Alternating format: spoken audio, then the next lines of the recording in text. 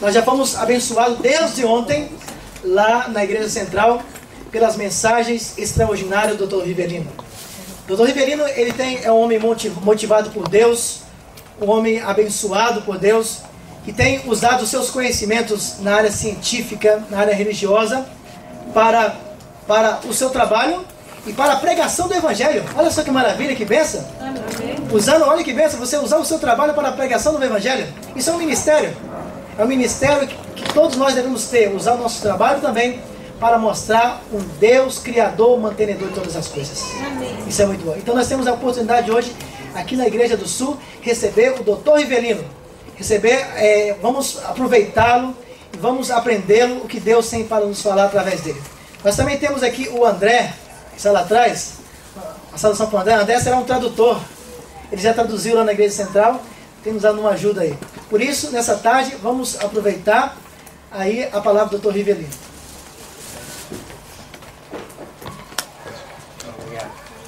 Então, uma boa tarde a todos. Eu não esperava que encontrar uma igreja tão grande.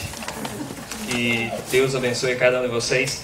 Nós havíamos conversado na sexta noite e no sábado, ou hoje pela manhã. Acho que eu não preciso desse outro microfone não, né? E eu espero que nós possamos conversar um pouco sobre alguns outros aspectos da ciência e da Bíblia que talvez ajudem alguns de vocês a aumentar a fé nesse livro tão maravilhoso e nesse Deus tão maravilhoso. Eu queria começar mostrando uma imagem, uma foto de uma senhora. Eu não sei se vocês vão conseguir, por causa da luminosidade aqui, não sei se será possível observar as imagens. Ok. Estão vendo a foto dessa senhora aí, muito simpática? Uma senhora francesa, Clément é o nome dela. Ela já faleceu. Na década de 60, quando a senhora Clément tinha 90 anos de idade, um advogado, o André François, se não me engano, um advogado francês, chegou para essa senhora, para a senhora Clément, com 90 anos de idade, e fez uma proposta. Essa senhora, ela possuía um apartamento relativamente grande, porém ela não tinha herdeiros, ela não tinha filhos, ela não tinha ninguém para quem dar esse apartamento quando ela morresse.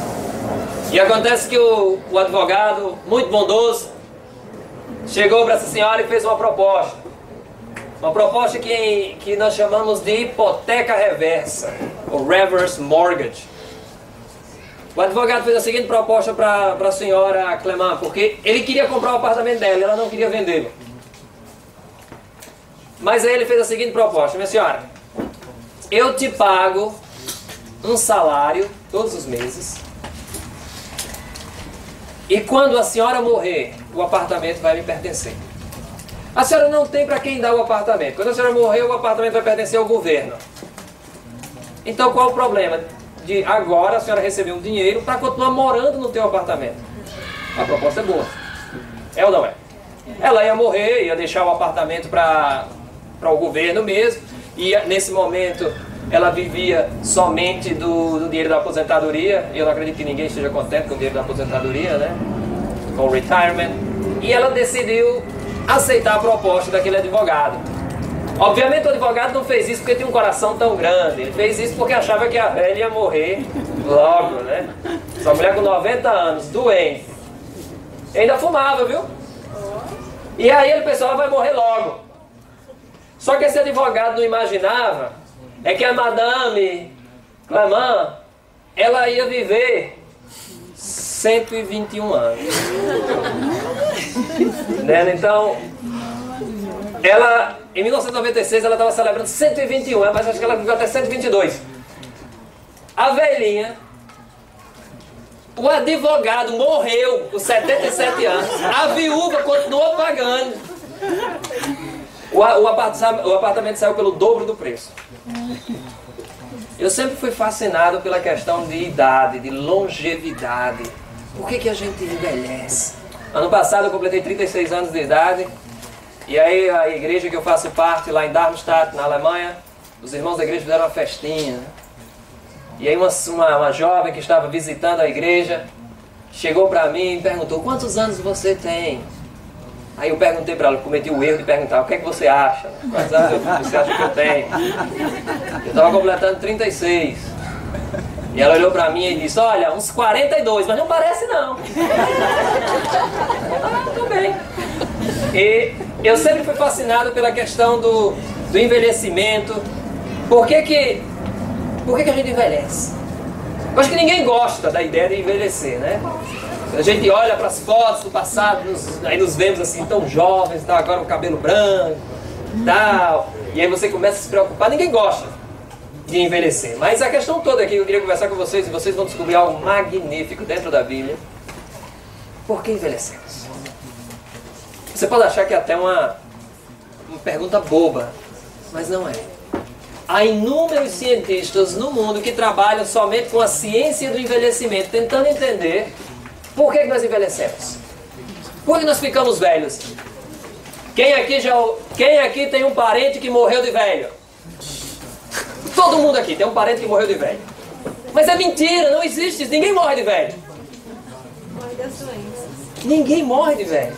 Você sabia que no mundo animal praticamente não existe nenhum exemplo, na selva e tal, de um animal que morreu de velho? Sempre é um outro que come, sempre morre em brigas. Praticamente não existe isso. Morrer de velho é uma invenção nossa. E os cientistas estão começando a descobrir isso agora. Como? Eles começaram a perceber que, por exemplo, uma bactéria, ela não morre, a não ser que você a mate. Ela não vai morrer de velha. A bactéria continua se multiplicando enquanto tiver comida e água e roupa lavada. Então ela continua se multiplicando. Da mesma maneira, é uma célula com um cancro ou uma célula com câncer. Ela também se multiplica e não morre. E nós não entendíamos, até hoje nós não entendemos completamente por que é que nós envelhecemos.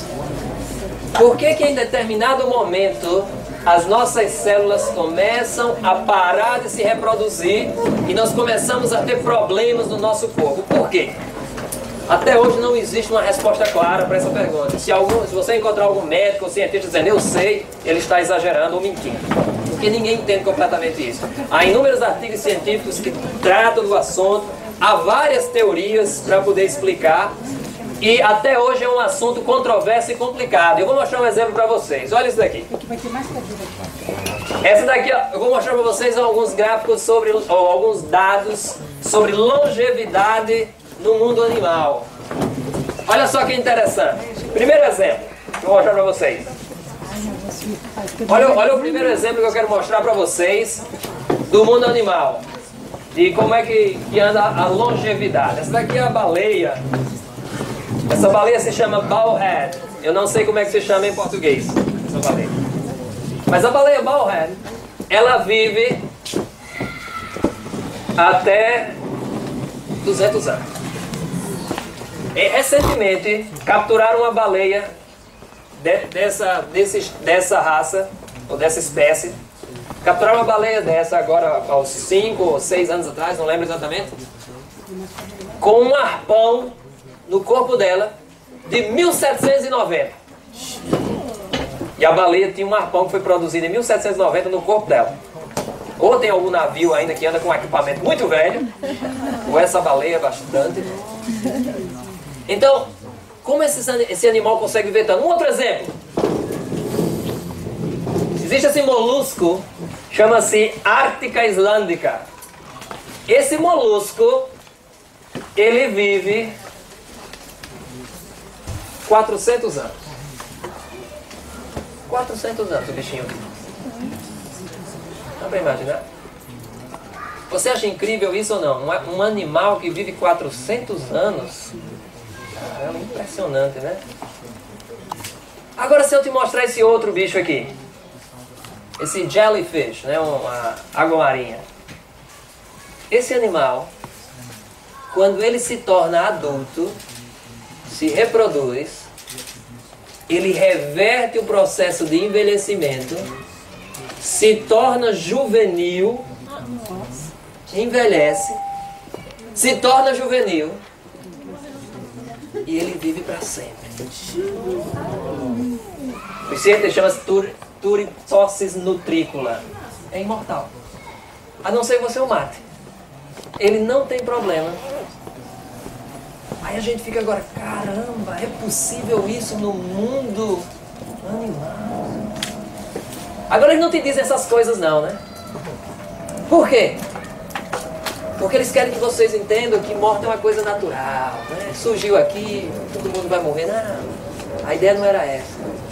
Vou mostrar para vocês. E nós, seres humanos, quanto tempo a gente vive? Eu estava numa conferência há alguns anos atrás, uma conferência sobre medicina regenerativa. Que é a parte da medicina que lida como regenerar certas partes do corpo, né? Substitui o coração, bota um pulmão novo, recupera a pele da pessoa que foi perdida, coisas assim. Estava numa conferência. E na abertura da conferência, na conferência científica, na abertura dessa conferência, foi convidado um dos principais palestrantes, um médico alemão, professor, doutor, fulano de tal. Ele veio à frente e a pergunta que foi lançada a ele na abertura da conferência foi o seguinte: professor, com todo o conhecimento que nós temos hoje da medicina, com todo o desenvolvimento da ciência, quantos nós podemos viver? Qual será a longevidade das próximas gerações, doutor? Com todo o conhecimento que nós temos. E aquele médico ajeitou a gravata, disse: com todo o conhecimento científico que nós temos hoje, o limite do ser humano é em torno de 120 anos. Naquele momento, eu me sentei. Quase que eu gritava aleluia, né? Mas aí eu parei. Não, fica quieto agora. Porque em pleno século XXI, um dos maiores médicos da atualidade, na área de medicina, um dos maiores cientistas da área de medicina na atualidade, acabou de citar um verso da Bíblia. O que a Bíblia diz em Gênesis capítulo 6, verso 3? Então disse o Senhor: meu espírito não permanecerá para sempre no homem, porque ele é carne, mas os seus dias serão 120 anos. Quando eu vi aqueles, meu Deus, eu quase que levantava e dizia: ô doutor, eu já li esse artigo científico, está numa revista chamada Bíblia, foi publicada há mais de 3.000 anos e está lá do mesmo jeito. Fiquei impressionado com aquilo. Agora, o mais interessante é que esse texto foi escrito num contexto muito estranho. Quando Deus fala que os dias do homem seriam 120 anos, e tem duas aplicações aqui, você tem a aplicação do tempo em que viria o dilúvio e também a longevidade da raça humana depois. As pessoas viviam quantos anos naquela época? Vocês têm uma ideia de quantos anos viviam as pessoas naquela época? 900. Olha aqui. Eu vou mostrar para vocês um gráfico que eu fiz e a nossa palestra hoje nós vamos entrar nos detalhes desse gráfico. E essa palestra é a continuação das palestras que nós fizemos, na sexta-feira a palestra que nós fizemos desafiando a lógica. Há certas coisas na vida que não fazem sentido nenhum. Mas olha só. Aqui eu tenho um gráfico das gerações na Bíblia, de acordo com os primeiros capítulos da Bíblia, do livro de Gênesis. Você tem as gerações e aqui você tem a longevidade das pessoas. Na primeira geração, qual foi o nome do indivíduo? Adão, exatamente. Quantos anos viveu Adão? 900 e alguma coisa. Eu tenho certeza que em algum momento, algum amigo teu, algum parente teu, leu esse texto da Bíblia contigo e disse que isso era absurdo. Já ou não? Sim. Disseram: rapaz, isso não faz sentido. Mas olha só como é interessante. Você tem ali as gerações e nós temos alguns pontos que não estão lá em cima, né? Está tudo aqui em torno dos 900 anos, mas tem dois pontos que estão bem abaixo. O primeiro dele é de Enoque. Enoque morreu com quantos anos? Enoque não morreu. Por isso que ele só passou aqui na Terra os 300 e poucos anos. A outra pessoa que está mais abaixo dos 900 anos é uma pessoa que só viveu aqui 777 anos. E o nome dele era Lameque. Lameque, porém, morreu numa situação muito estranha. Ou pelo menos em um ano muito estranho. Nós vamos entrar nos detalhes depois. Agora aqui veio o interessante. As pessoas naquela época, quando Deus falou que o homem só iria viver 120 anos, as pessoas viviam 900. Você imagina Deus chegando e falando, só vão viver 120. As pessoas, pô, que loucura, essa não existe. 120 é um adolescente aqui. 120 ele nem está pensando em namorar ainda. E era isso mesmo, se você vai na Bíblia você vai ver, casou com 300 e tantos anos, né? Casou com 200, casou com 500 anos. Aí vocês reclamam que tem uns rapazes com 40 aqui que não casaram ainda. Então tem que ter paciência. Acontece que as pessoas daquela época viviam 900 anos. E eu acredito que ao Deus falar que viverão 120, as pessoas não acreditaram. Da mesma maneira que hoje a gente fala que as pessoas no passado viviam 900 e você não acredita. Ah, isso não faz sentido. Por quê? Porque as pessoas de hoje não vivem isso tudo, né? Mas olha só, continuando aqui essa lógica. Lá em cima nós temos uma média, né, o average, era de 929 anos, oscilava em torno disso. Nossa, o negócio parece assim absurdo, a pessoa vive 1000 anos, quase 1000 anos. Agora, olha só. Em um determinado momento da história, as pessoas começaram a viver menos. Houve esse decaimento na idade das pessoas. As pessoas começaram a viver menos, as gerações passavam e cada vez se vivia menos. Parece que houve uma contaminação na raça humana. E a raça humana começou a viver menos. E essa queda, que nós chamamos de queda exponencial, obedece a uma certa, tem uma certa fórmula. Aqui embaixo nós temos um limite em torno de 70 anos, que é a média hoje em dia. E o engraçado é que foi previsto em que livro? No livro dos Salmos, capítulo 90, verso 10, já dizia que os anos do homem são o quê? 70, 80 e é só o quê? Cansaço, enfado. Mas você sabe quem escreveu esse salmo? Quem foi que escreveu esse salmo? E ele viveu quantos anos? 120. Você está vendo que a coisa parece que não faz lógica? Moisés escreve um texto dizendo que as pessoas viviam 900. Ninguém acreditou, né? Hoje ninguém acredita. Naquela época, as pessoas achavam que era loucura que alguém ia viver só 120. Ele já faz uma previsão maior. Diz, os anos do homem serão 70 anos. 80. Ele próprio viveu 120.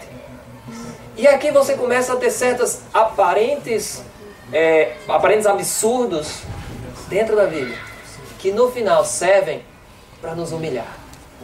A Bíblia fala que a sabedoria de Deus é loucura para o homem. Porque aquilo que Deus fala, a gente às vezes não acredita. Até um dia, no futuro, quando a ciência se desenvolve, e olham e diz, Deus tinha razão. Não é bonito isso, confiar num livro que sempre tem razão, mesmo que todas as pessoas digam que está errado. Agora olha, aqui começa o negócio a ficar interessante. Logo após um determinado evento, as pessoas começaram a viver menos. Que evento foi esse? O dilúvio. Logo após o dilúvio, as pessoas começaram a viver menos. E o interessante, dilúvio, né? Tem gente que não acredita no dilúvio. Eu vou falar disso daqui a pouco. Mas eu lembro quando eu era criança, a primeira vez que eu me deparei com o texto da Bíblia que dizia que Adão viveu 960 e tantos anos.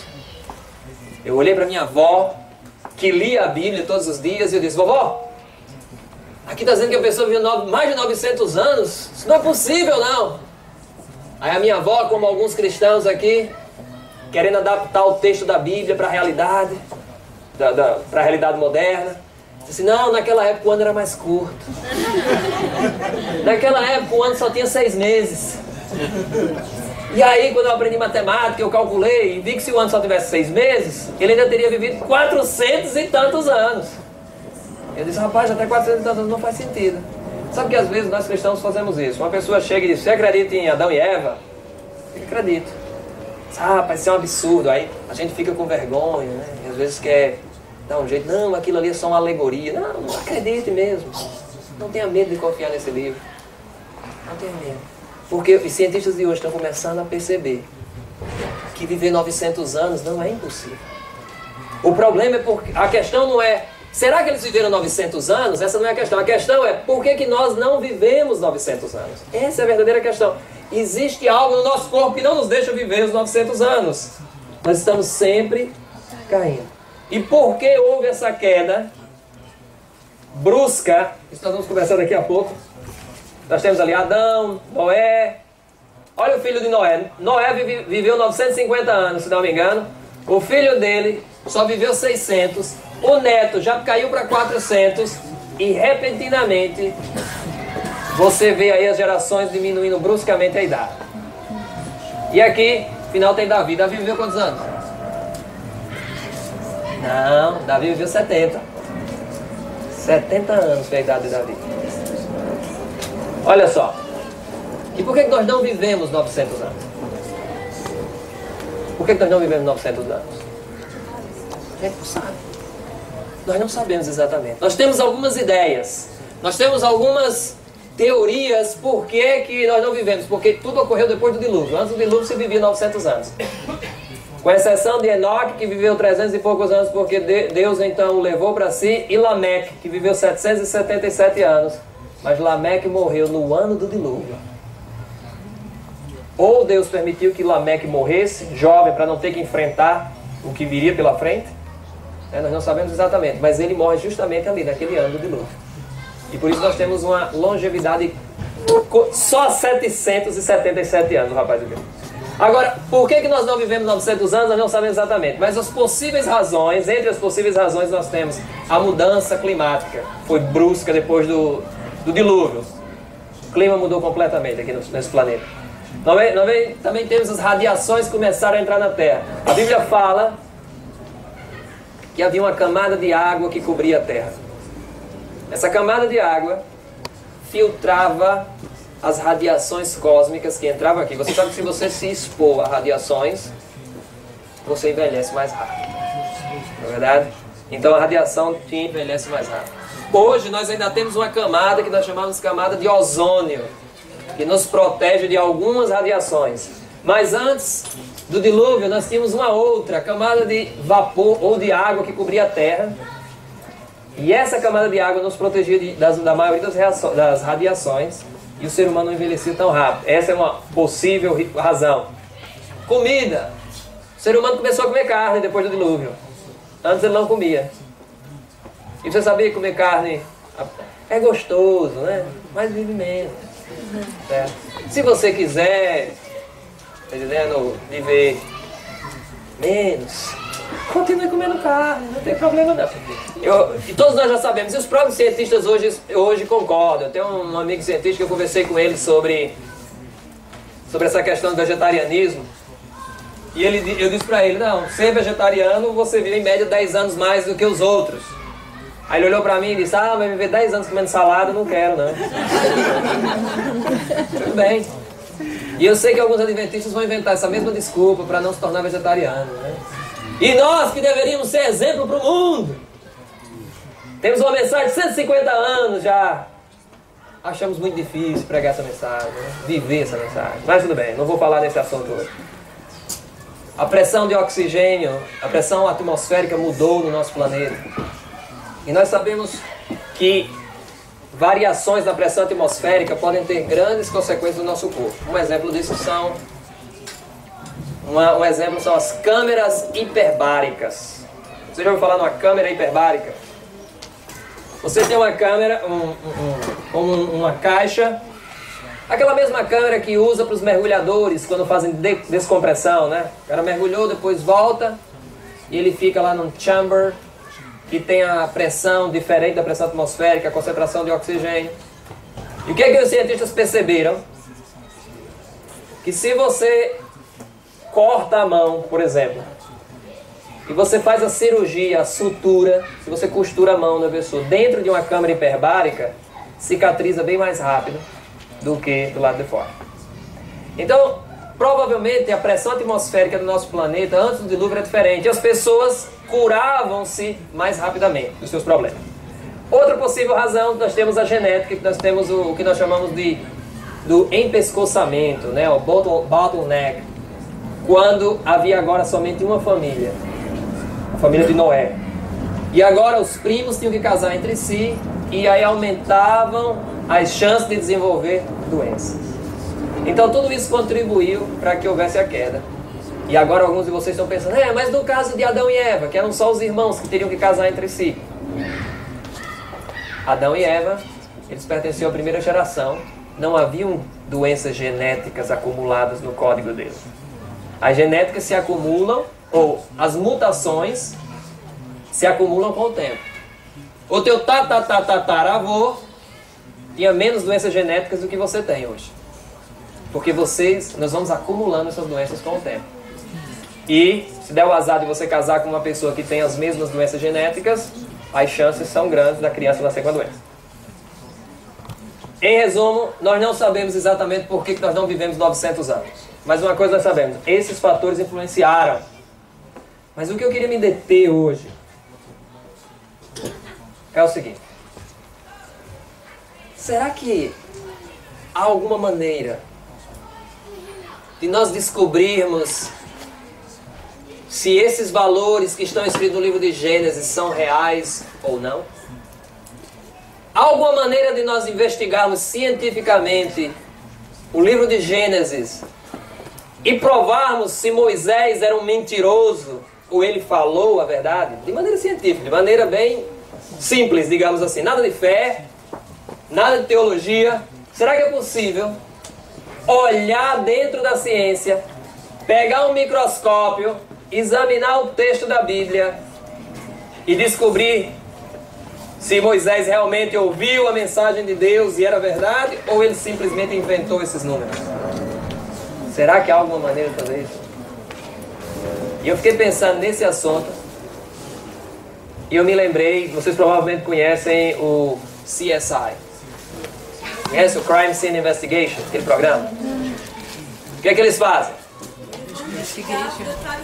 Detalhes, gostei. Eles fazem o quê? Eles olham os... Para descobrir a verdade, nós temos que fazer, sabe o quê? Examinar os detalhes. Vou dar um exemplo. O mundo científico faz isso hoje. Vou dar um exemplo simples de observando os detalhes. Esse daqui era um cientista alemão chamado Hendrik Schön. Quando eu estava fazendo meu doutorado, ele havia se tornado um dos cientistas mais famosos do mundo.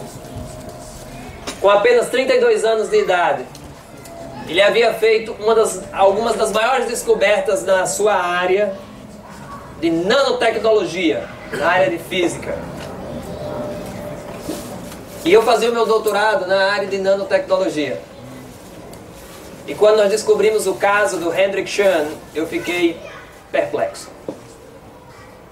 O Hendrik Schön publicava praticamente um artigo por mês numa revista famosa.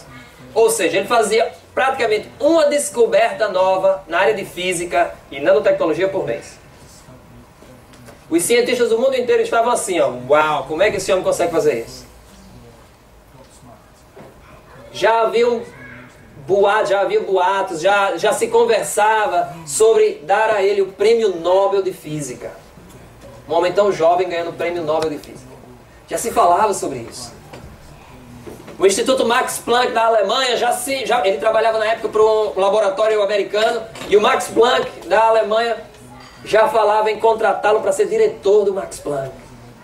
Todo mundo estava encantado com a inteligência desse jovem, com as descobertas que ele fazia.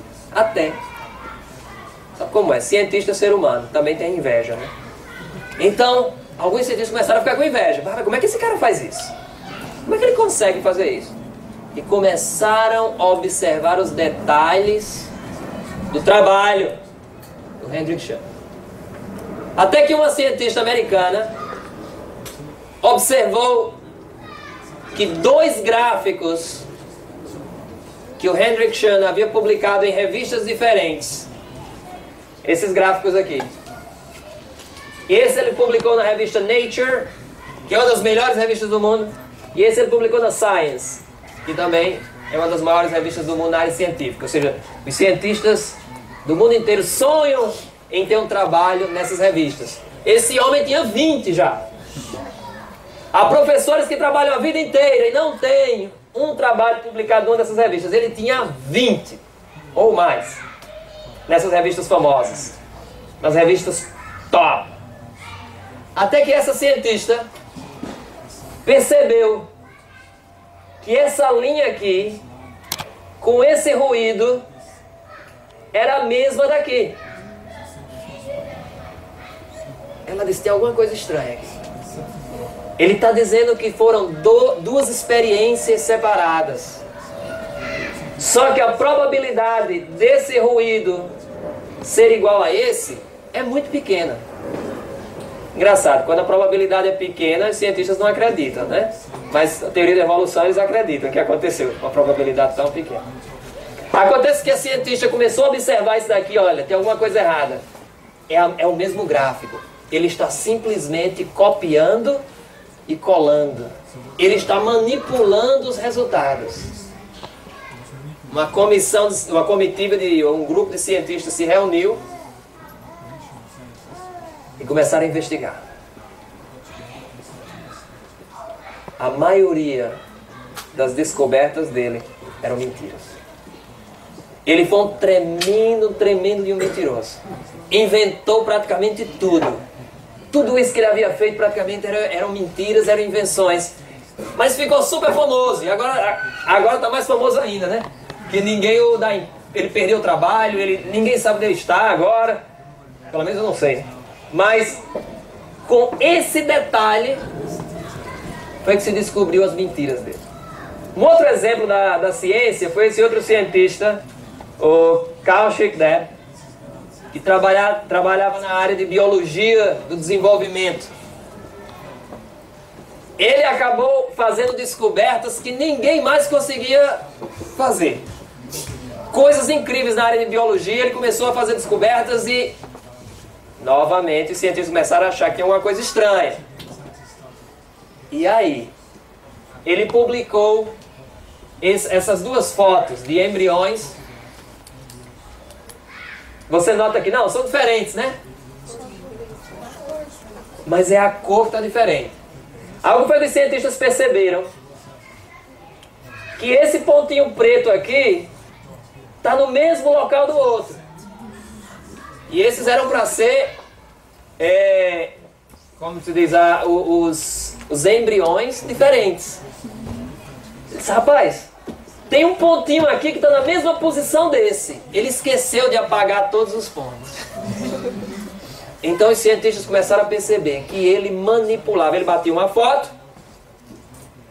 mas ele queria que era para dar vermelho, mas estava dando preto, ele pegava e pintava de vermelho.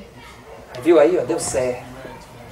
E começou a mentir. Mas observando esses pequenos detalhes, esse homem também descobriram a mentira dele, a fraude dele.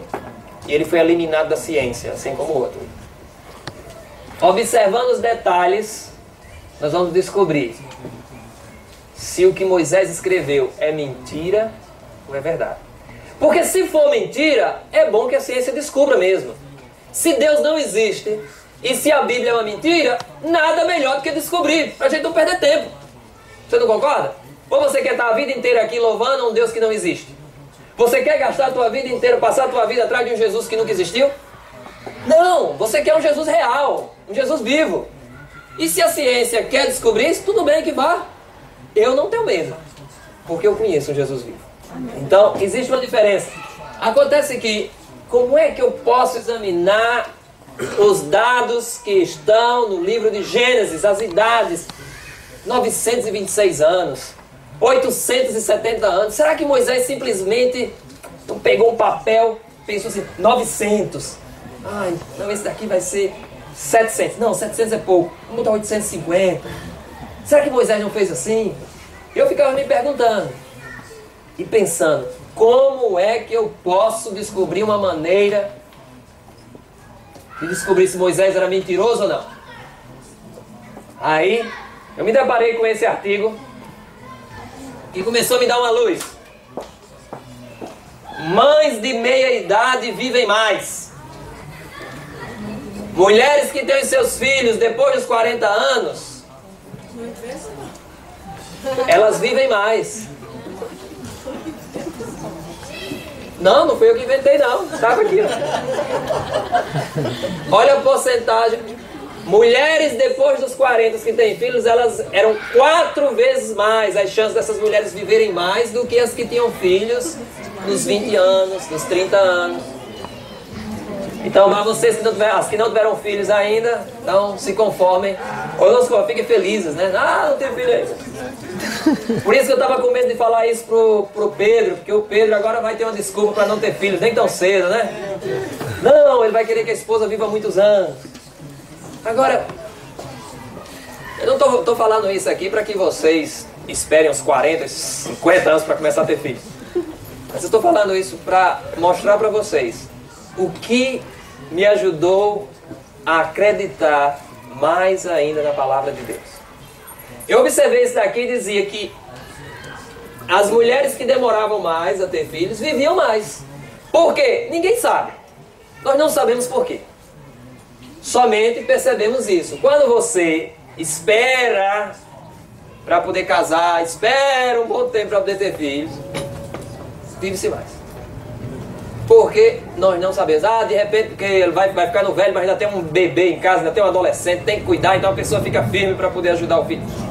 Ninguém sabe. Mas a questão é que eu me deparei com outro artigo científico, que me ajudou mais ainda.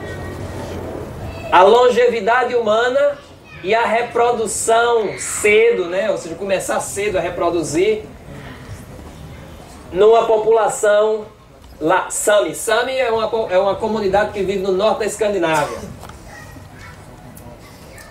Eles pegaram dados de mais de 1000 pessoas que viviam ali no norte da Escandinávia,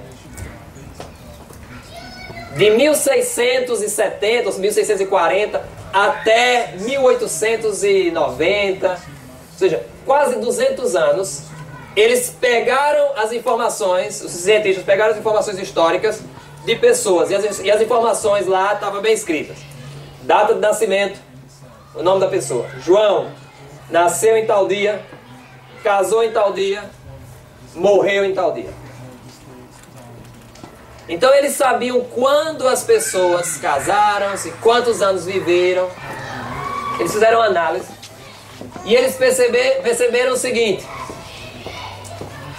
quanto mais cedo começava-se a reproduzir, ou seja, quanto antes se casava, porque na época não tinha os comprimidos, né? Você casou, já era menino, né? Então, eles perceberam que nessas populações, quanto mais cedo começavam-se a casar e a ter filhos, menos anos se vivia. Viviam menos. E aí ele colocou um gráfico, e o gráfico saiu assim, ó.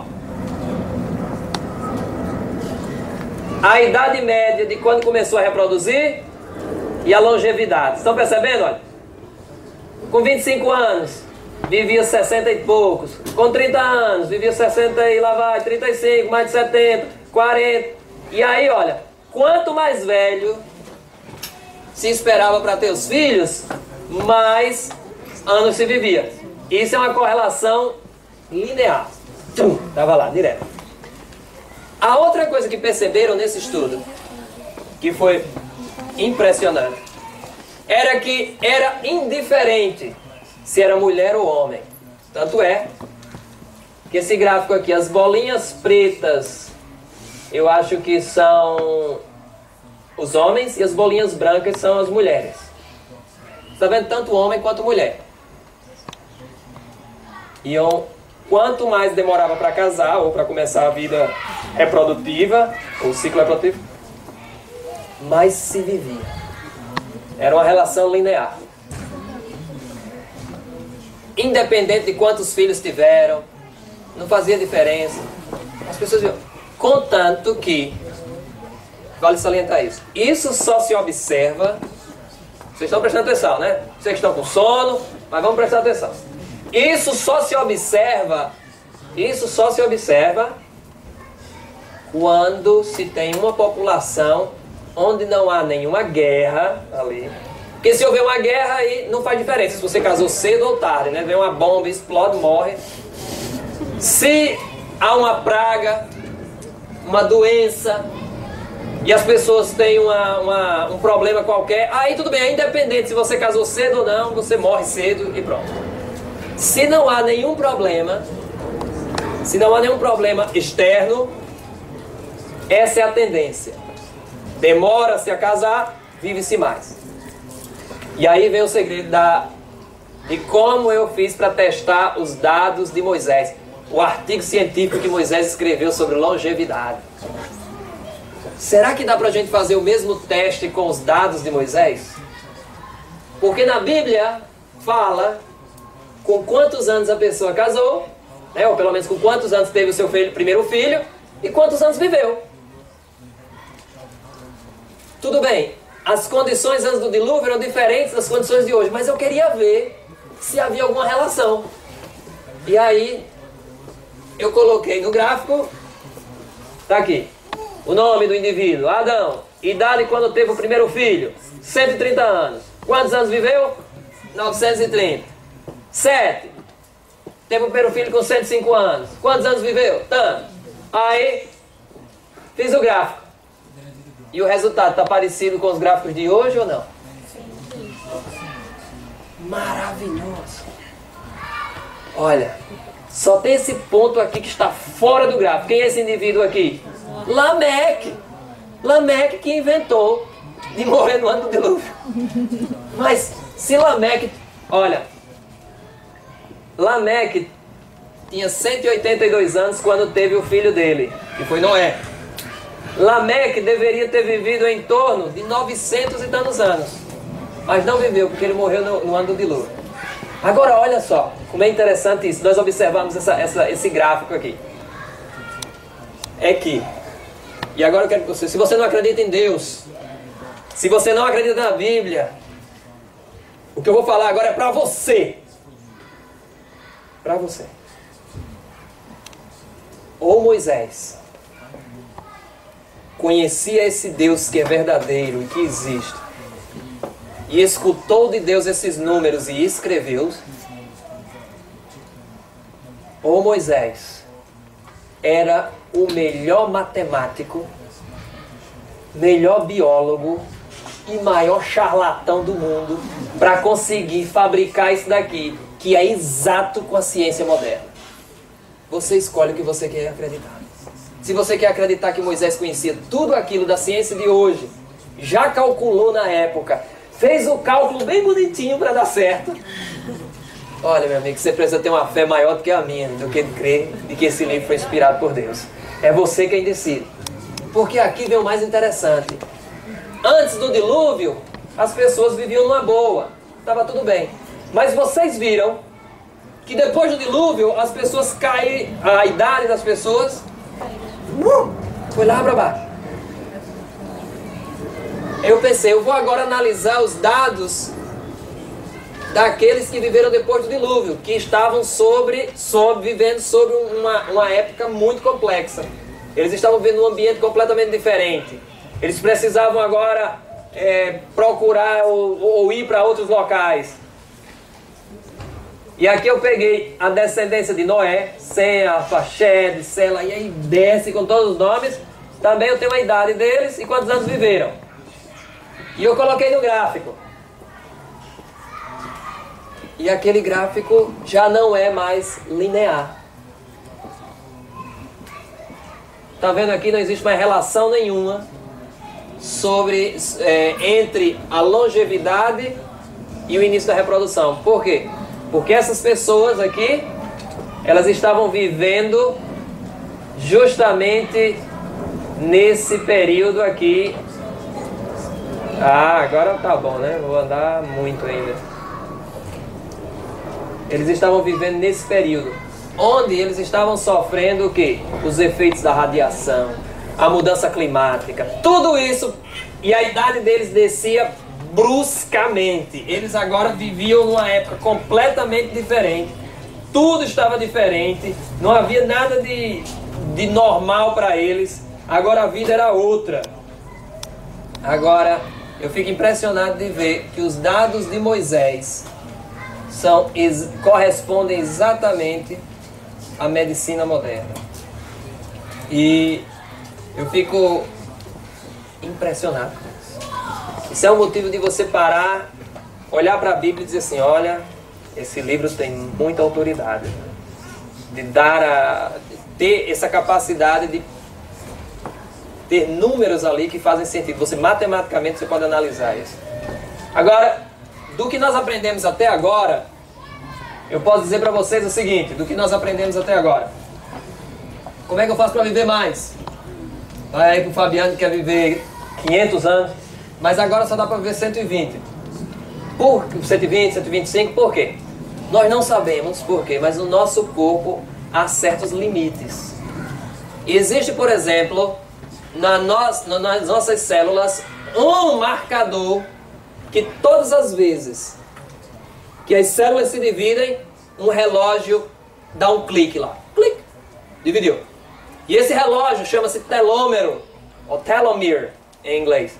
E o telômero, sempre que a célula se divide, ele diminui um pouco. Vai diminuindo. Vai chegar um momento que ele para e diz, acabou, não divide mais.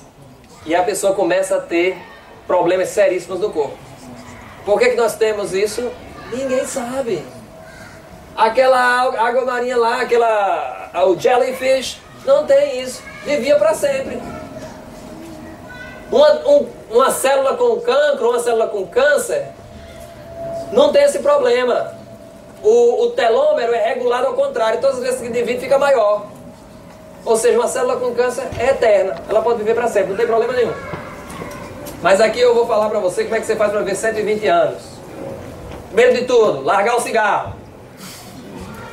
E não tem crente que fuma não, tem? Né? Eu conheço uma igreja que já instalou um cinzeiro na porta da igreja para os irmãozinhos que fumam. Mas aqui, graças a Deus, não tem isso não. Olha, comprovado cientificamente, eu gosto dessa palavra, porque sempre que a gente escuta, né, comprovado cientificamente, a gente, agora eu acredito, né? Eu digo colocar comprovado biblicamente, aí não, isso não acredito, né? Mas olha só, primeira coisa, seja vegetariano.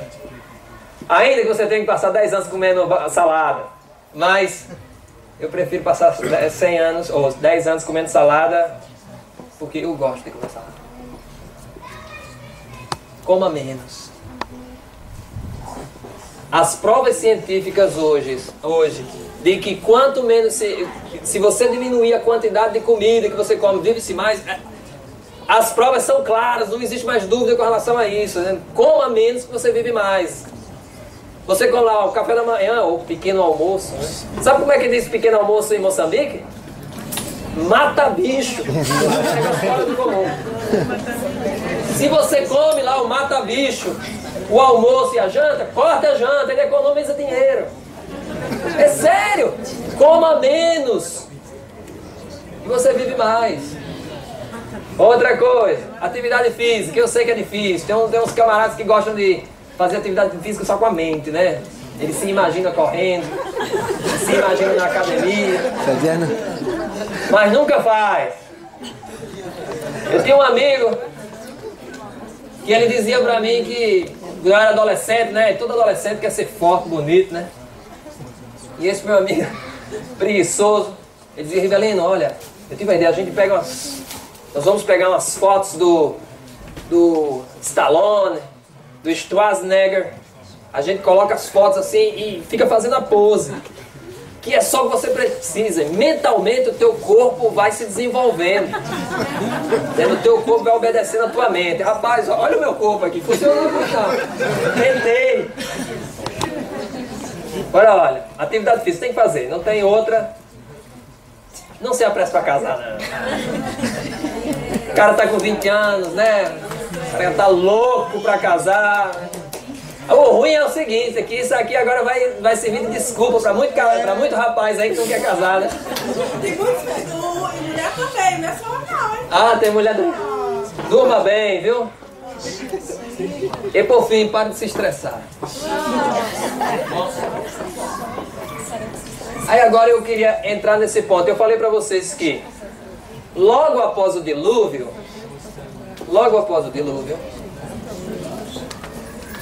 as pessoas passaram a viver menos. Mas vocês que acreditam na Bíblia, vocês creem no dilúvio. E quem não crê? E quem não crê no dilúvio? Há pessoas que não creem no dilúvio. Há muitas pessoas que dizem que é um absurdo. Esse negócio de arca de Noé. Constrói a arca, coloca os bichos dentro. Que absurdo, não existe isso. Falam isso pra mim, falam pra você. Um dia, do jeito que falavam pra mim, 900 anos, isso é um absurdo. Tá aí, a ciência não duvida mais. Um dia a ciência vai chegar à conclusão da arca de Noé também. Um dia, vamos com calma, eu não estou pressa não. Eu não quero entrar nos mesmos detalhes das palestras típicas sobre o dilúvio. Eu não quero mencionar que todo cientista concorda que houve uma extinção em massa no nosso planeta. Eu não quero falar sobre isso, a ciência já admitiu isso, houve uma extinção em massa. Olha o que está escrito aqui, ó. 99% dos organismos que já viveram não existem mais. O que nós temos hoje, com toda essa diversidade, é apenas 1% do que já houve. Dá para imaginar a extinção que ocorreu nesse planeta? Eu também não quero falar da fossilização. Para poder um osso ficar fossilizado, você tem que ter um processo rápido. Se um cachorro morre ali no meio da rua, o que vai acontecer com ele? Vai decompor, os bichos vêm comer a carne, os ossos serão quebrados, vão para o lado. Para que algo vire um fóssil, tem que ser soterrado bruscamente. Esqueleto de peixe em topo de montanha. Meu irmão, eu sei que é meio, assim, é simples o que eu vou dizer agora, mas eu preciso dizer isso. Ou você acredita que um dia as águas cobriram as montanhas e os peixes morreram ali, para nós encontrarmos os esqueletos desses peixes ali? Ou um dia você admite que o peixe resolveu fazer um acampamento no topo da montanha, botou a mochila dele, subiu e morreu por lá. Há muitas teorias para tentar explicar isso. Não, as montanhas se chocaram e subiram. Ah, tá bom, deixa. Um dia vão chegar a verdade. Eu também não vou falar do catastrofismo. Vocês já viram, né? A gente passa numa região, tem lá uma montanha, aí a pessoa diz, foram 60 milhões de anos para essa montanha ou essa cratera se formar. Em 1926, esse canyon aqui, de Burlingame, nos Estados Unidos, se formou em 6 dias, através de uma tempestade. Tem 457 metros de comprimento, 36 metros de profundidade, 36 metros de largura. 6 dias se formou isso daí por causa de uma enchente. Ontem, houve uma enchente no Paquistão. Morreram mais de 400 pessoas com essa enchente. As cidades foram arrasadas. Eu não vou falar também das florestas petrificadas. Foram encontradas já árvores petrificadas. Para que isso ocorra é necessário que haja uma cobertura rápida de tudo isso. Senão os micro-organismos entram, comem a matéria, não sobra nada. Os livros de biologia mostram como é que é a fossilização. Aí mostram uma baleia morrendo, caindo no fundo do mar. E lentamente a areia vai cobrindo a baleia, até que um dia ela vira um fóssil. Na realidade isso não ocorre. A baleia cai morta, os bichos atacam e a comem completamente. Quebram os ossos, separam tudo. Mas as pessoas querem que nós venhamos a crer. Há fósseis, por exemplo, de peixes que atravessam camadas camadas geológicas, diz assim, essa camada foi construída há 60 milhões de anos, essa daqui há 40 milhões de anos, e tem um peixe no meio das duas. O que eu estou fazendo aqui? Esperei esse tempo todo. Então, ou então, troncos de árvores que perfuram essas camadas. Mas eu vou evitar falar nisso, eu quero falar de um outro ponto, que na minha opinião é muito mais forte para provar que esse Deus existe. Obrigado, irmã. Essa irmã que entendeu a mensagem. Quem não vive para servir não serve para viver, né? Olha só como é interessante isso. Quero falar do povo. Praticamente todas as civilizações, elas têm tradições sobre o dilúvio. Elas têm histórias, lendas sobre o dilúvio.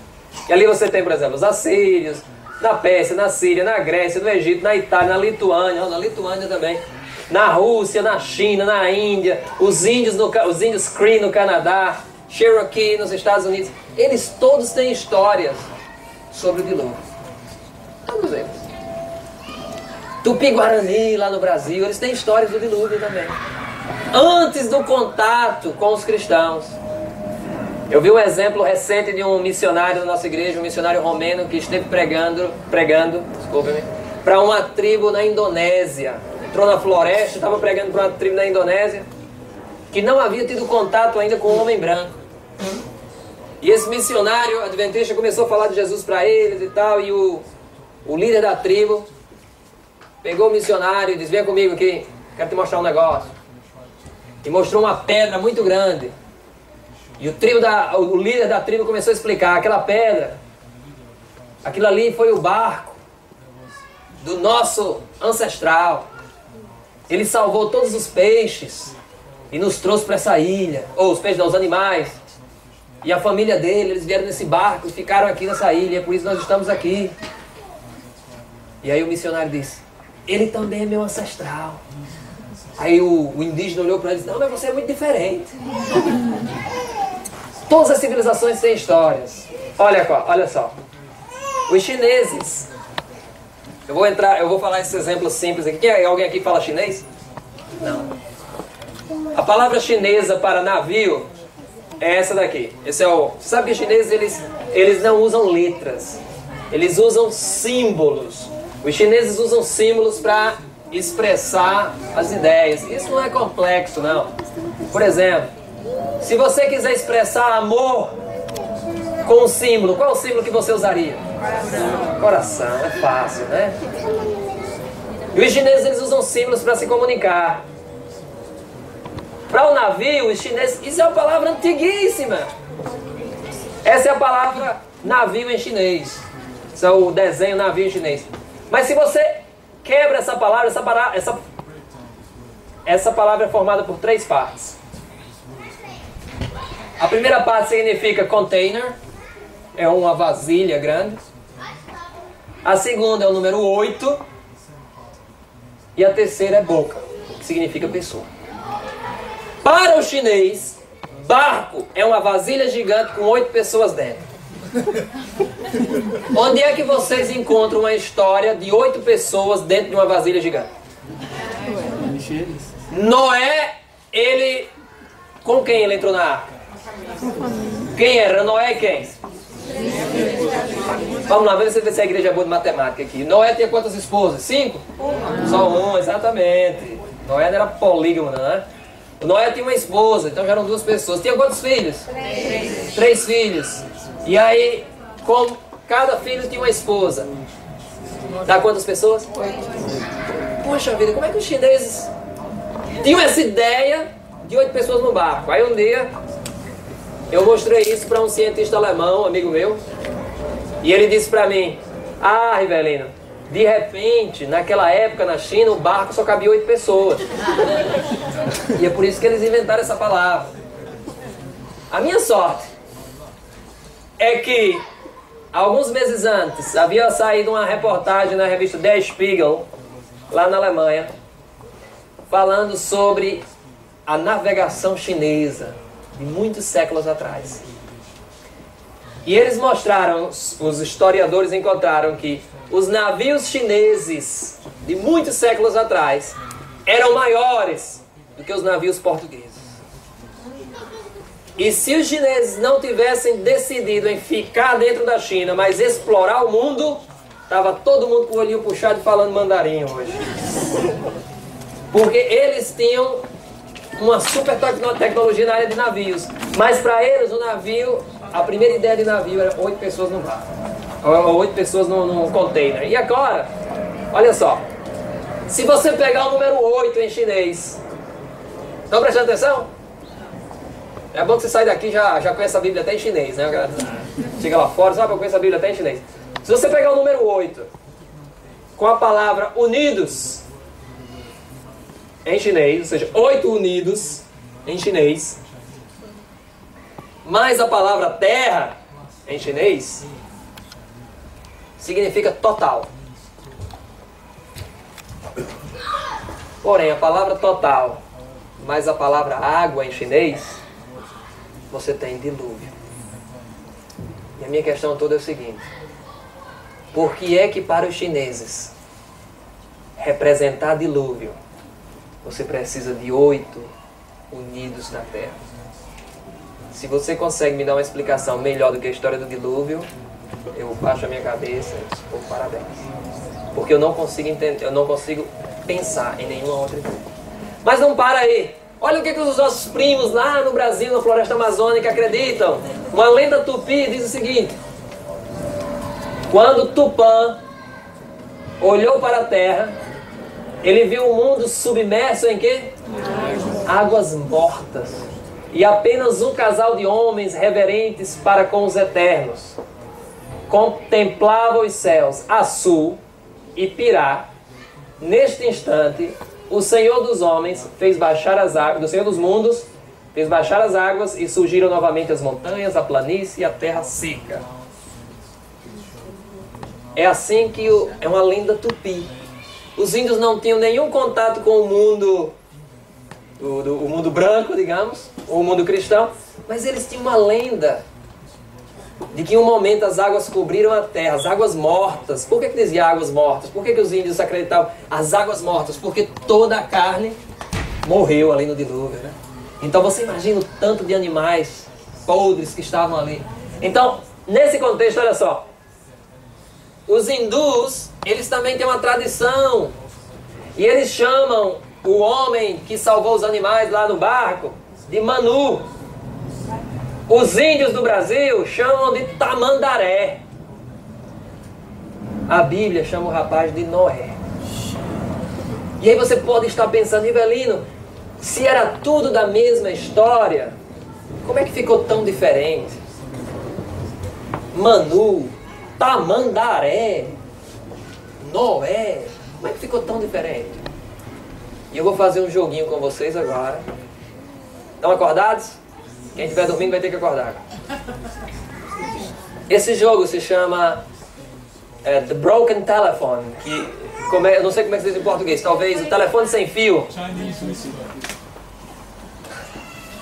O telefone sem fio. Queria chamar a irmã aqui na frente. Sabe ler português, irmã? Amém. Então, sabe que lá no céu a gente vai ter que aprender a ler português, né? E o jogo é o seguinte: você vai ler essa mensagem, que é uma mensagem simples. E nós vamos imitar o nosso planeta, nossa sociedade, passando em milênios, agora em poucos minutos. Ela vai ler essa mensagem para ela, não fala alto não. Vai memorizar e vai falar no ouvido dela. Você vai falar, ela vai pegar o que escutou e vai passar no ouvido dela. E assim sucessivamente até chegar aqui na frente. E enquanto a mensagem é transmitida, o mundo vai rolando, né? E eu vou continuar falando. E eu quero ver no final se houve alguma modificação. Porque estão reclamando que lá no Brasil chama de Tamandaré, o nome do rapaz era Noé. Pra que foi chamado de Tamandaré? Lá na Índia, chamado de Manu. Pra quê? Por que isso ocorre? Não, a gente vai descobrir agora. Será que isso ocorre? E aqui só tem crente. Ninguém mente aqui. Não pode mentir. E se você está do lado de alguém que não fala português, traduza. Aí a pessoa tem que traduzir. E acontece assim. A vida é assim, as histórias vão passando de boca em boca. Pega a historinha, decore, fica aqui do meu lado. Decore a história e tu vai falar no ouvido dela e você vai passar. E não vai ficar perguntando 300 vezes não. Como é? Como é? Não, faça uma vez e passe do jeito que você escutou. Certo? Decorou já? Viu com a mensagem simples? Já decorou. Vai lá, conta pra ela lá. E aí vamos continuar enquanto eu vou passando aqui. Queria mostrar pra vocês. Porque aí também surge um aspecto interessante. É que se todos vieram... Agora ninguém olha pra mim, só olham pra mim, né? O estresse, o nervosismo, né? Olha, se todos vieram de uma mesma família, da família de Noé, por que nós temos tantas diferenças hoje? Por quê? Isso é interessante, né?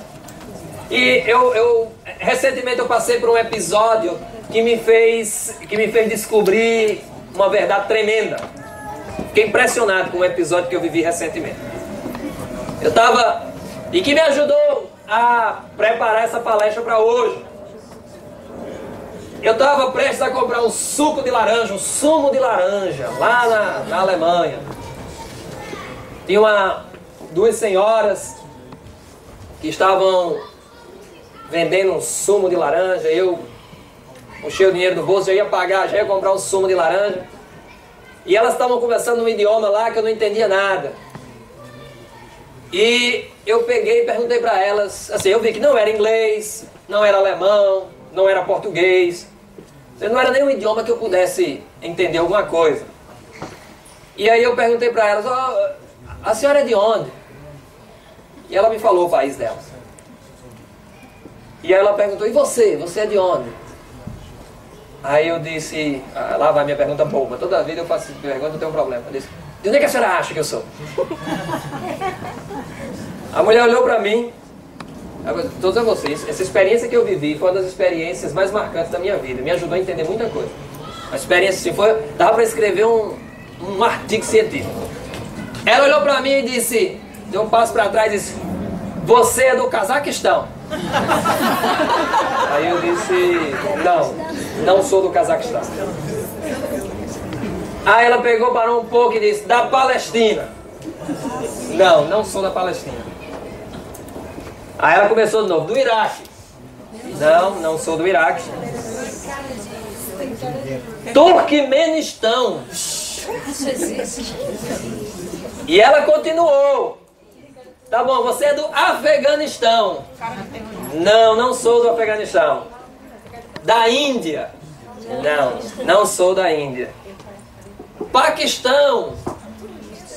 Também não sou do Paquistão. E ela, da Grécia? Não sou da Grécia. Da Espanha? Eu disse, não sou da Espanha. E no final ela disse, da Tunísia? Não. O papo estava ficando muito longo, né? Eu disse, vou dizer para a senhora de onde eu sou. Eu sou do Brasil. A mulher deu um passo para trás.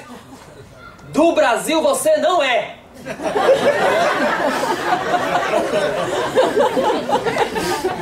Claro que eu sou do Brasil. Não.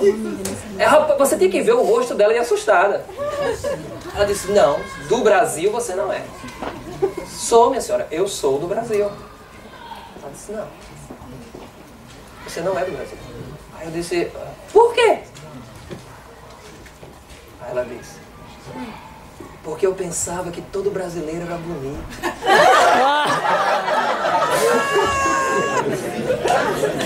E eu estava com o dinheiro na mão para pagar, né? Aí eu olhei para ela viu que eu não tinha ainda pago o suco, né? O sumo. Ela pensou assim, perdi o cliente. Ela olhou para mim de novo e disse, rapaz, você sabe que eu já vi outros brasileiros? Parece contigo mesmo. No fim das contas, ela só não me chamou de feio, não. Chamou todo mundo do Brasil, todo mundo do Iraque, do Paquistão, do Afeganistão, do Cazaquistão, da Palestina, por tabela também Portugal. Saiu todo mundo por feio. Agora a grande questão ali é, o que eu tenho a ver com o Iraque? com a Índia, com o Paquistão. E aqui que vocês vão entender algo maravilhoso. Ainda disse que era do Egito também. Quem é o meu irmão? Vocês já viram esses casos aí? Casais que tiveram gêmeos de cores diferentes? Recentemente na Alemanha, esse casal, ela é de Gana e ele da Alemanha, os gêmeos nasceram, um negro e o outro branco. E vocês acompanharam há poucas semanas aqui na Inglaterra o caso do casal negro que teve uma filha loira dos olhos azuis.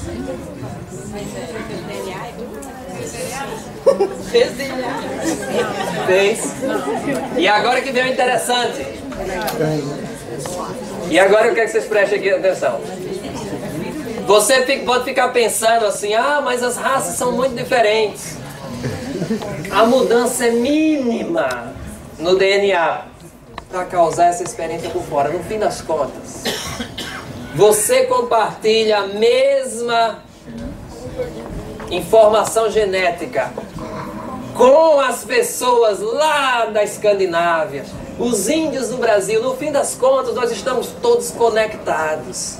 E quer você aceite ou não, e se eu estou falando para algum racista essa tarde, eu quero dizer para você que racismo é condenável. Deus deu uma lepra para a irmã de Moisés, porque ela foi racista, porque a mulher de Moisés, ela era de onde? Ela era africana. E aí, olha, você é parente, não faz diferença da tua cor, vocês estão todos interligados. Tá certo? Nós somos tudo. É por isso que a mulher pensava que era do Iraque, do Paquistão, da China, do Egito, de todo o canto, menos do Brasil, porque ela achava que o brasileiro era bonito. Até me descobrir. Então, a mudança é mínima. A mudança é mínima no seu código genético para provocar essas mudanças que aparentemente são grandes. Mas agora vem o interessante da história. É que quanto tempo se levou, quanto tempo se passou para que eu continuasse ainda parecido com os palestinos e o meu irmão de Angola fosse tão diferente do meu primo lá da Escandinávia? Quanto tempo se passou? Sabe o que os cientistas acreditavam? Que se passaram milhares de anos, centenas de milhares de anos. Incrível! Você pensava, 100 mil anos, 200 mil anos. Mas a gente vai ver isso aqui. Mas eu ainda quero mostrar um negócio pra você, porque tem cientista que é muito orgulhoso, viu? Olha só que bem interessante. Esse casal passou por isso agora aqui na Inglaterra. E o professor Brian Sykes, um dos maiores cientistas da área de genética do mundo, ele diz o seguinte: as regras de genética são complexas e nós ainda não entendemos o que acontece em muitos casos. Eu finalmente vi alguém humilde nesse meio. Eu disse, o cara está admitindo que eles não entendem tudo. Agora o interessante, isso ocorreu esses dias agora. Há um ano atrás, ou alguns anos atrás, não lembro exatamente quando, olha o que esse mesmo médico falou. Olha aqui. Pelas minhas estimativas, em mais ou menos 5 mil gerações, 125 mil anos, a fertilidade masculina vai cair para 1% do que é agora. As mutações no cromossomo Y já são conhecidas para reduzir a fertilidade masculina. Como eu vejo, eventualmente, ou seja, no final das contas, o homem não vai mais conseguir ter filhos sozinho, ou naturalmente. Rapaz, o cara não entende não o que está acontecendo na frente dele e quer dizer para mim o que vai acontecer daqui a 125 mil anos? Puxa vida, é muita vontade de... Essa semana ele foi humilde para admitir, olha, a gente não entende tudo. E agora ele quer que você acredite no que vai acontecer daqui a 125 mil anos. Ou o que aconteceu daqui a milhares de anos atrás. Como é que essas pessoas não conseguem entender nem a genética hoje, querem te convencer do que aconteceu há tantos centenas de milhares de anos? E agora? Olha só, houve uns estudos recentes tentando descobrir, aconteceram alguns estudos agora recentes, tentando descobrir quem foi o nosso ancestral em comum mais recente. Ou seja, quem é a pessoa que liga todos os seres humanos entre si? Qual é essa pessoa? E quando foi isso? O mais recente. Qual é a pessoa em que, se eu vou até aquela pessoa, eu consigo encontrar meu parentesco com qualquer pessoa dessa sala ou do mundo. Por exemplo, você tem aqui pessoas brancas, negras, vermelho, amarelo, amarelo queimado, branco, cor de rosa. Essas pessoas têm os seus ascendentes, né? Esse branco aqui acabou gerando esse amarelo, esse branco. Esse que estava negro aqui, esse daqui. Esse vermelho gerou essas outras cores. Mas aí você vai descendo até você chegar em um que é o que conecta todos nós. E a grande pergunta desses estudiosos ou desses cientistas era a seguinte: quanto tempo se passou entre essa pessoa e a população atual? Uma pessoa na Escandinávia, uma pessoa na África, uma pessoa na China, uma pessoa no sul da Europa, outra no Brasil. São locais tão diferentes, mas estão interconectadas por uma pessoa.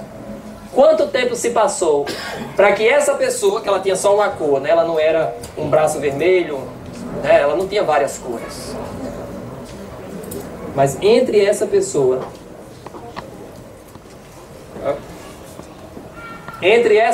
aqui e a população que nós temos hoje, toda a diversidade, quantos anos se passaram? Por muitos anos, os cientistas acreditavam que foram necessários milhares de anos. A propósito, cadê a mensagem? Já parou? Cadê a mensagem? Daí com... Você resolveu ser o depositário da mensagem? Não quer passar mais pra ninguém? Acabou. Tem que chegar aqui. Não tem mais nada. Viu? É incrível, né? Estavam reclamando do tamandaré, agora vocês não conseguiram passar a mensagem nem aqui? Aqui passou. Aqui ele já passou aí? Parou onde, ó?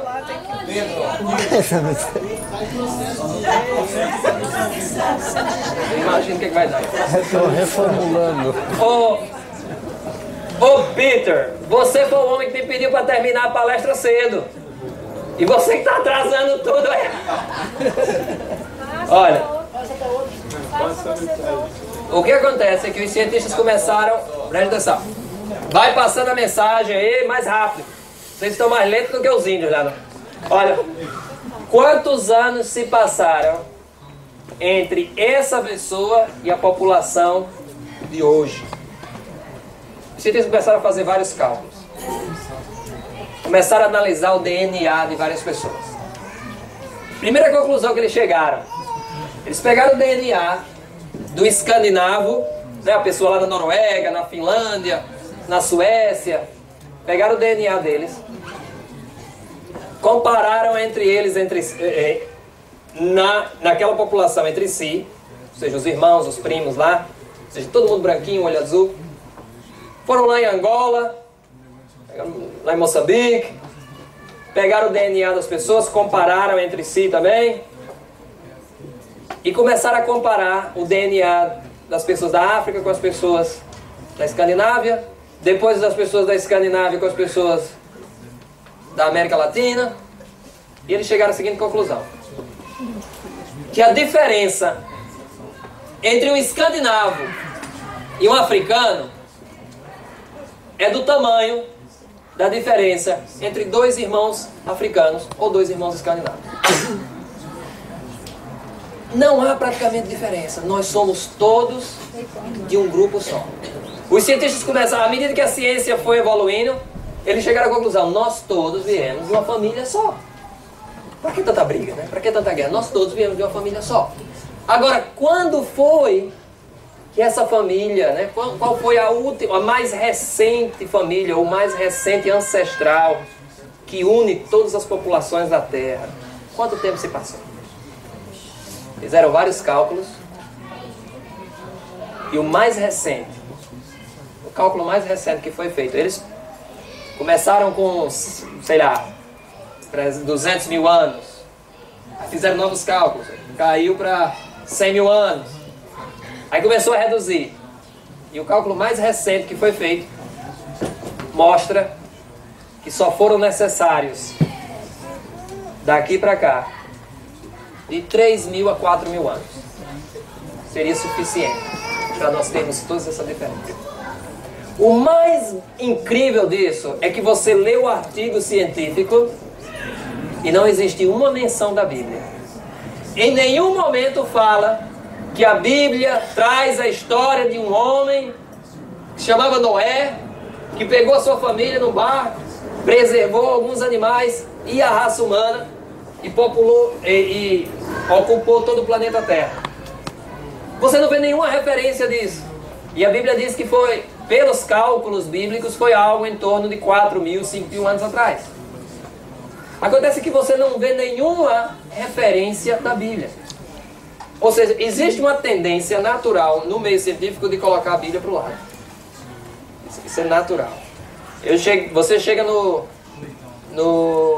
Museu do Pérgamo, em Berlim, um dos museus mais bonitos do nosso planeta, onde eles têm lá os muros da Babilônia. E eles têm partes do tempo de Senaqueribe. E você vê as explicações, mas não existe nenhum texto falando assim, como é mencionado na Bíblia. Você não vê isso. Mas a Bíblia fala de Senaqueribe, a Bíblia fala de Babilônia, mas existe uma tendência de colocar para o lado. E o que acontece é que, o que eu creio, é que em breve, quando os cientistas começarem a aprimorar os seus dados, eles vão chegar à conclusão que daqui para cá não se passaram somente os 3.000 ou 4.000 anos, mas também que esse camarada aqui construía arcas. E o nome dele ou era Noé, ou Tamandaré, ou Manu, mas ele é mencionado na Bíblia. E é isso que é interessante. E a Bíblia fala o quê? Abençoou Deus a Noé e a seus filhos e disse, frutificai e multiplicai e enchei a terra. Os cálculos que já são feitos mostram que se a Terra fosse tão velha quanto se acredita, se a Terra fosse tão velha quanto se acredita, o nosso planeta teria muito mais gente do que o que tem hoje. Não dava para caber tanta gente aqui. Mas aqui é que fica interessante de vermos que a Bíblia já falava disso. Falava desse homem que iria repovoar a terra. Ok, nós vamos fazer o seguinte, para encerrar eu queria chamar aqui da frente o último da mensagem. Você entendeu alguma coisa? Então vem aqui à frente. Vem aqui à frente. Eu quero que você venha aqui na frente. Você vai... Tá funcionando esse microfone aqui, ó. Fala pra eles aí, o que você ouviu? A mensagem que foi entregue foi... Faz o microfone aí, rapaz. Você também tá passando mensagem ruim. As pessoas entregaram qualquer coisa. As pessoas entregaram qualquer coisa. A batina. As pessoas entregaram a batina. Explica aqui, que eu quero descobrir onde é que esse negócio... Vamos descobrir quem foi que passou a mensagem ruim aí. Qual era a mensagem? João e Maria compraram 10 laranjas e 20 maçãs.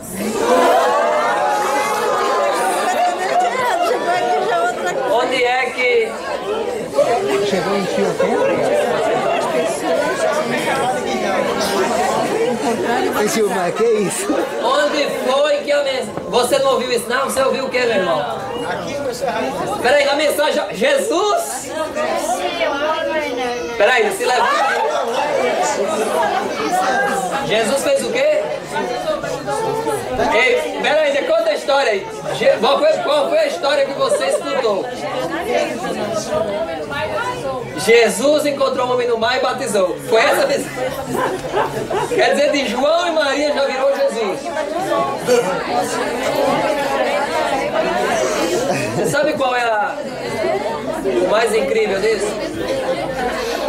Tá bom, vamos parar. Nós vamos encerrar com o seguinte. Pra mim aqui chegou assim, ó. Eles encontraram e os batizaram. Também. Eles o encontraram e o batizaram. Tá evangelista. É, pelo menos, né? O problema é que já só chegou a batina aqui. Olha, nós vamos encerrar. O que foi que você ouviu? Mas eu estava nesse lugar, né? E ali foi. Encontrou uma mulher em Nazaré e batizou. Nazaré, já estava em Nazaré. Né? Na areia? Batizou na areia? Como é que batiza na areia? Tá bom, tudo bem. Então vamos fazer o seguinte, para encerrar, a mensagem que eu quero deixar para vocês. A mensagem que eu quero deixar para vocês é que esse livro conseguiu conservar uma história tão bonita que vocês não conseguiram aqui nem 10, 15 minutos. Esse livro, a Bíblia, conseguiu conservar essa história por milênios. Dá para imaginar o valor que esse livro tem nas tuas mãos? Meus irmãos, não duvidem mais da Bíblia. Ainda que o mundo caia, não duvidem de Jesus. Que Deus os abençoe. Amém.